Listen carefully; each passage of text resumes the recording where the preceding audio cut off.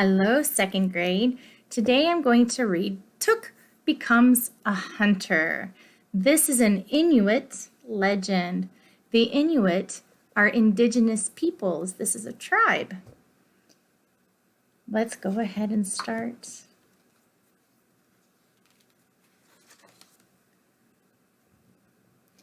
A boy named Tuk lived with his family in the frozen Northland. His father named Nanook. His uncle was Kavik. They were great hunters. Tuk helped his father sharpen the harpoons each night. He helped Uncle Kavik feed the hungry sled dogs every morning. Uncle Kavik showed Tuk how to carve animals out of stone. Tuk made a beautiful doll for his little sister. He carved a walrus for his mother. She examined the gift with care. "This is a fine sculpture," she said. "My son is an artist." Tuk pleaded with his father to take him seal hunting. Nanook looked fondly at his son.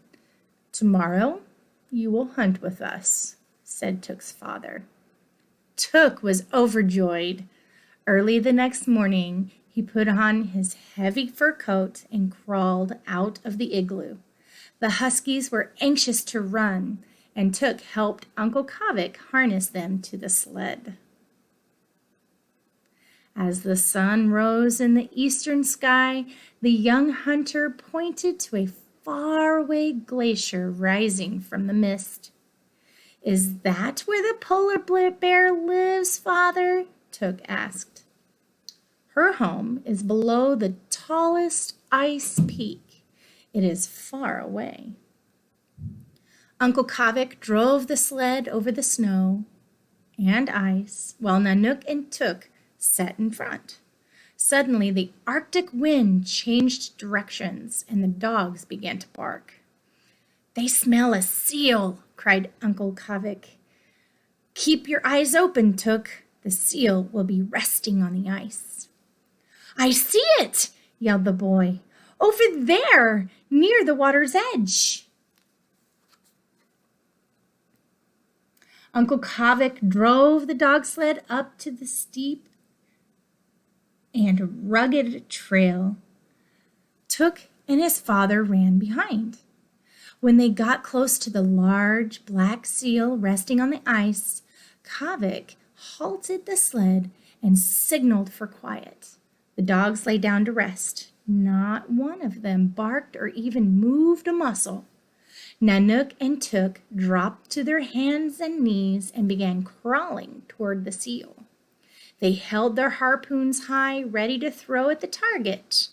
Suddenly, a huge white polar bear stepped out from behind a snowbank and ran toward the seal. The seal barked in alarm and slipped back into the icy sea.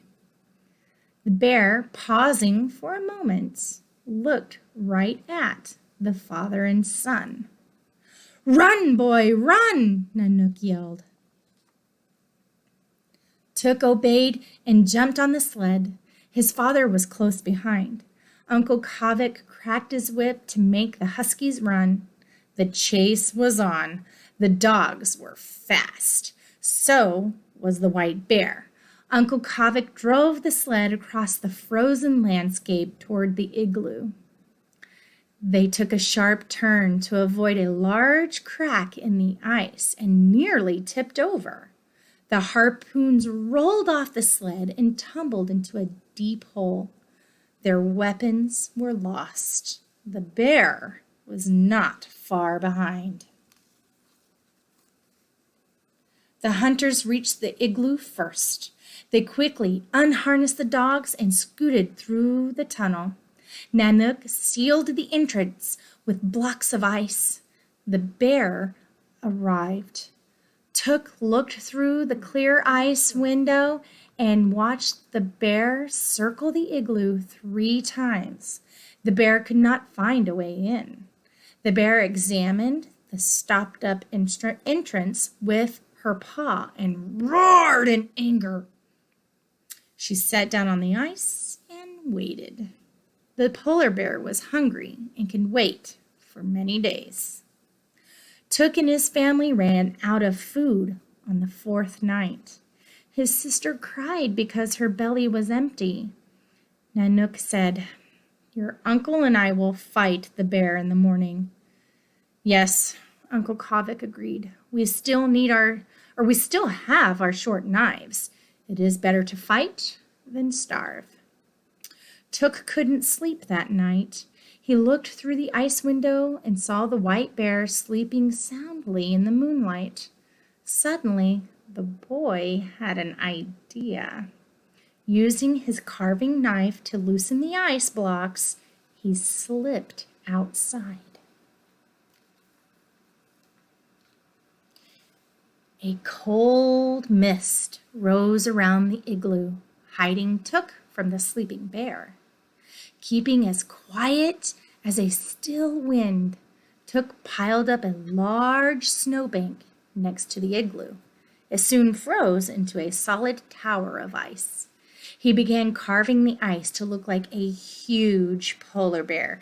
It stood 12 feet tall and reached out with massive paws and long, sharp claws. Tuk finished his carving at sunrise. He hurried back into the igloo and looked out the window. The hungry polar bear stretched and yawned. Then she saw Tuk's carving. She stood up and growled in alarm. A giant polar bear was attacking her. Tuk watched her turn and run. She ran all the way back to her home at the base of the glacier. She never looked back at the white snow bear, now melting in the sun. "You have saved your family with your carving," said Tuk's mother. Uncle Kavik hugged him hard. Tuk's sister kissed him on the cheek. Nanook smiled fondly and put his arm around his son. "My son is truly a great artist," he said, "but he is also a brave and true hunter." At the end of the story, it's asking us to compare and contrast Nanook and Tuk. Can you think of a couple of things that are similar? How we compare Nanook and Tuk, and contrast things that are different about Nanook and Tuk.